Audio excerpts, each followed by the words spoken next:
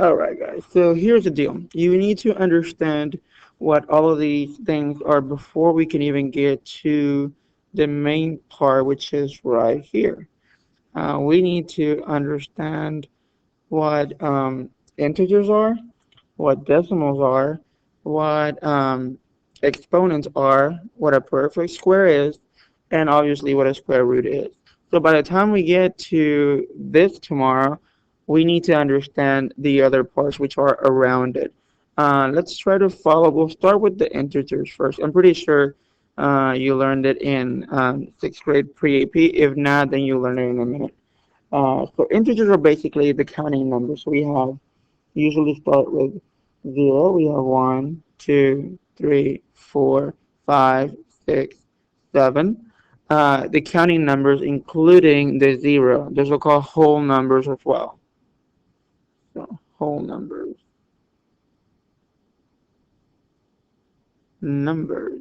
That is not a hashtag. That is a number. Okay. So integers are part of that, but they also include negatives. So -1, -2, -3, and -4. So this is what we would call a number line. Let's see if I can create one from here all the way down to here. Um, and with the, I'm sorry, let me go move back. With the that in the middle, which is 0. 0 would be the number that is neither positive or negative, but every number on this side is going to be negative. Every number on that side is going to be positive. You increase going to the right. Um, Let me erase that. I don't know why it keeps doing that. And you decrease going to the left. So every time that you're jumping towards the left, you're actually decreasing in value. Every time that you're going towards the right, you are increasing in value. Okay, that's for integers. So I'm hoping that you understand what that means. Every time that I'm talking about integers, I'm only talking about positive and negative whole numbers. Only whole numbers. Integers do not include decimals. Decimals, decimals are not included in integers. Only whole numbers, positive and negative whole numbers. So I hope you understand that about integers. Now let's talk about decimals. Decimals are generally a fraction or a portion of a whole number. So for example, if we have the number, let's say 5.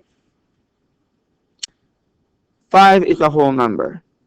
5.5 would be equals to 5.5.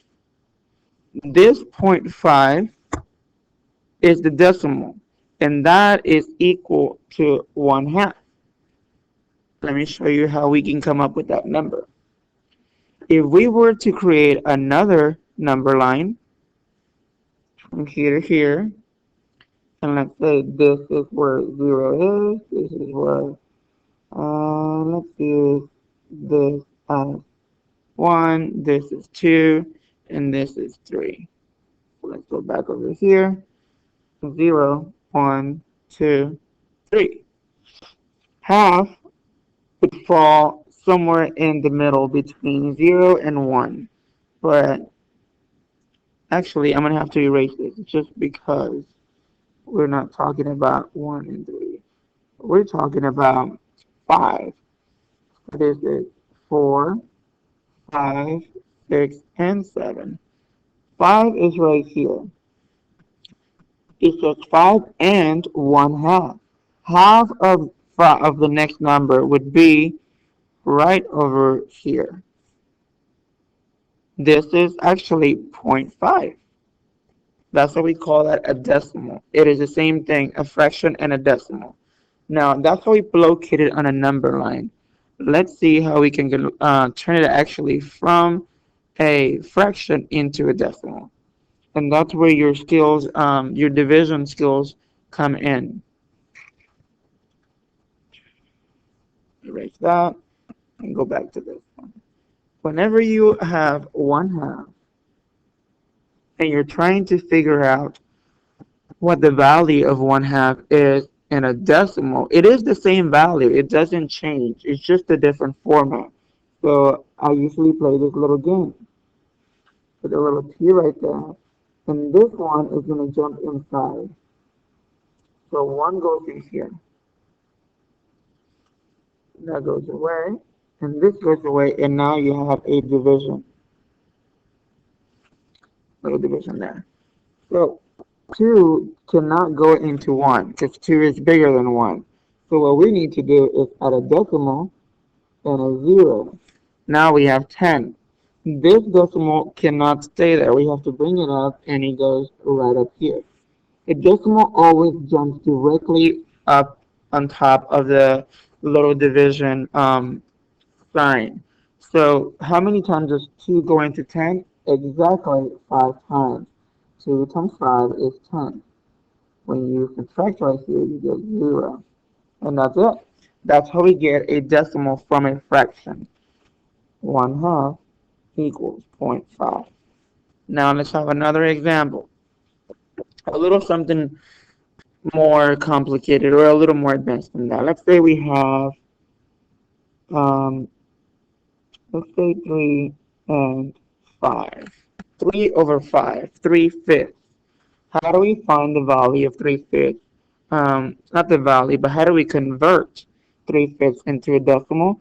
We're going to do exactly the same thing. We're going to create a little house and bring the 3 inside and erase what we have from here. And that little guy goes away like that. And now we can work it out. Again, in this situation, the 5 cannot go into 3 because it's not big enough. So we add a decimal and a 0, and we bring the decimal up. It's a little bit off on the squares, but just bear with it for now. 5 goes into 30 6 times. 5 times 6 is equals to 30. And that would be, we can say that 3/5 equals to 0.6 or 6/10 because it is in the 10th place. All right, moving on. So let's try another one, a little more complicated because we're too good for this. So let's say that we have, say we have 4 over 9 or 4/9. How do you find the decimal format of 4/9? That's going to be a little longer. So let's try it again. We have 4 goes inside, the 9 goes on the outside, and then we divide. We have to add a decimal because 9 does not go into 4. And we have a 0. So 9 times something will give me 40 or something below that. We cannot go above that. So 9 times 6 is 36. 9 times 5 is 45. So we can't use 4. You have to use 4. 9 times 4 is 36. We end up with 4. Oops. What is he doing?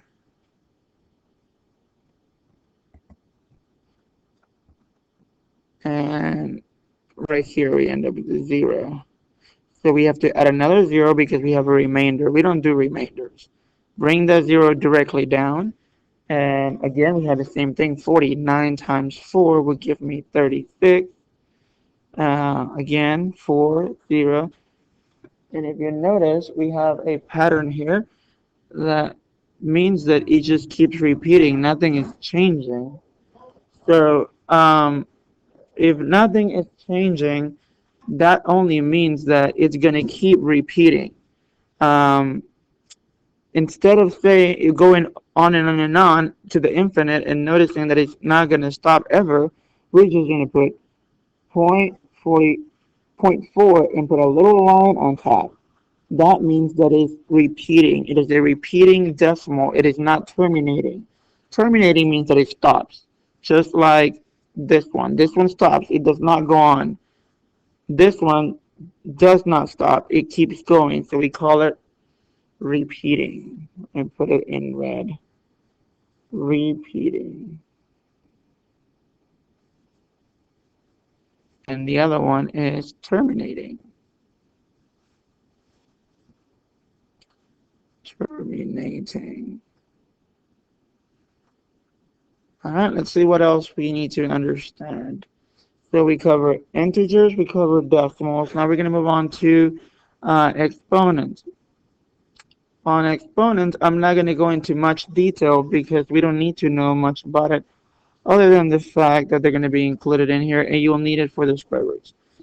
So exponents, we're going to use the letter n for any number and the 2 on top for the second power. That's the second. Oops. It's horrible.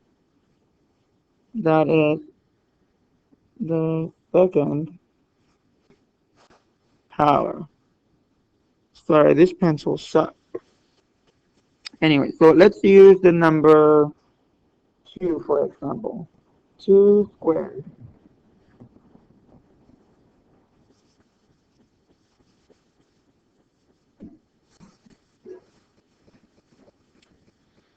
So 2 squared equals 2 times itself.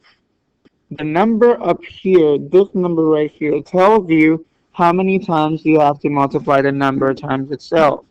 Twice. That's it. 2 times 2 equals 4.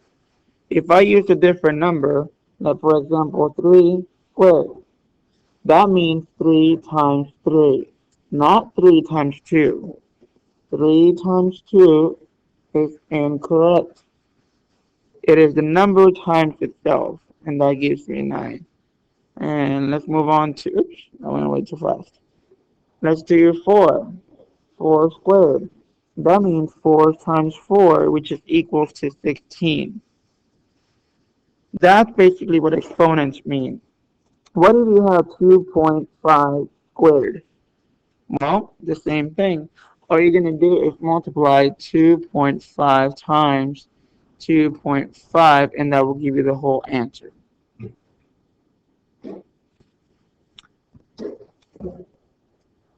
So I kind of got distracted there, but let's we have 2.5 times 2.5, and we're trying to get the value of that. So what we're gonna do is multiply 5 times 5. I put it all in the wrong thing. Let me redo this because it looks awful. Right, let's do it in black. We have 2.5 times 2.5. 5 times 5 is 25.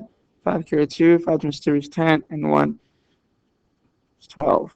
Every time you multiply, remember to put a little space. Do not use a 0 because a 0 tends to confuse people. Just use a little line, and that tells you that is your spacer. So 2 times 5 is 10. 0 and carry 1. 2 times 2 is 4, and 1 is 5. And now you can, we'll come back. Now you can add this stuff right here. 5, 2, 6. Your value would be that, but we're not done. We have 2 decimals. So that means because you have 2 items on the right side of the decimals, whether it's at the bottom or the top, right here you have 1, and at the bottom you have another 1. So you have to add those 2, and now you have 2 decimals. So you go 1 from here, you go 1 and 2. Your answer will be 6.25. Very easy. That's just how you deal with decimals. You're going to get a lot of those, so get used to working with decimals and using the squares in your graph paper to guide you and make sure that you're not putting the numbers in the wrong spot. So again, we have covered integers, decimals, and exponents. Now, perfect squares and square roots, that's a different story. So I'm going to go down here and explain what that is. And I'm going to use the exponent actually. So perfect squares is just like exponents. We have 2 squared, which is equal to 2 times 2, that equals 4. 4 we call a perfect square. The only reason why is because whenever you take the square root of 4, it gives you a whole number, which is 2. The square root, this little house right here, people call it house, that is actually the inverse or the opposite inverse of this, which is square, the exponent, the second power exponent. They're the inverse of each other, just like multiplication is the inverse of division, and subtraction is the inverse of addition. The square root is the inverse of exponent squared, of the squared, the second power. So keep that in mind. They're just the opposites of each other. So if I ask you, what is the square root of 9? Well, the way to find that out is a number that when you multiply it by itself, it gives you 9. So what number can you possibly multiply by itself that gives you 9? If you're thinking 3, you're right. 3 times 3 is 9.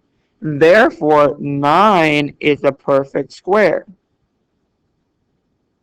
Perfect square. Let's add a couple more. Man, this thing moves really fast. So what is the square root of 25? Again, a number that when you multiply it by itself gives me 25. 5 times 5 gives me 25. Therefore, 25 is also a perfect square. Isn't that fun? Let's try one more number. How about the square root of 81? A bigger number, right? Well, what number times itself can give me 81? If you're yelling 9, yes, you're correct. 9 times 9 gives me 81, and that is also a perfect square. If you were to go and keep going and say, what is the square root of 144? A number times itself that gives me 144. If you're screaming again, 12, yes, 12 times 12 is 144. You're like, that's not right. Well, let me show you it is right. 2 times 2 is 4. 2 times 1 is 2. Space. 12 right here. 4, 4, 1. 12 squared, or 12 times 12, equals 144. Capiche? That's what you say, capiche. Okay, so now you know what a perfect square is. All of these numbers. Now, what is not a perfect square? This is not a perfect square. When you have the square root of 7, a number times itself needs to give me 7. We will find that number. However, it will not be a whole number. It will not be an integer. That means it's not going to be a perfect square. That's what we're going to go over in class. I have to teach you how to do that tomorrow. But at least now you know what the square root is, what exponents are, which is the opposite of the square, uh, what, let's go back here, what a repeating and terminating decimal is, right here. And you also know how to convert from fraction to decimal. You also know what a whole number is uh, and what integers are. Remember that all of those are integers right there at the bottom. All of these are integers. Whole numbers, positive and negative. Square root, we went over that. Perfect square, went over that. Exponents, integers, and decimal. Now, here is your problem for tomorrow. I need you to find the square root of, say, let me think about it.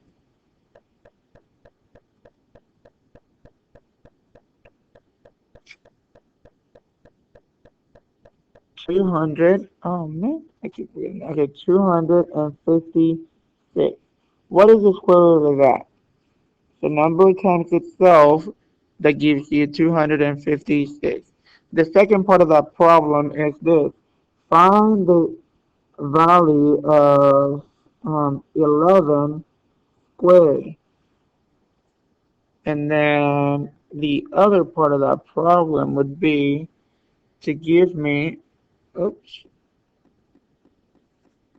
what would be, let's see, 7 over 8 into a decimal. Decimal. What is the decimal version of 7 over 8? Bring those to class tomorrow, and then we'll go over them as a bell ringer and move on to our lesson, which is this monster right here. All right, see you tomorrow in class.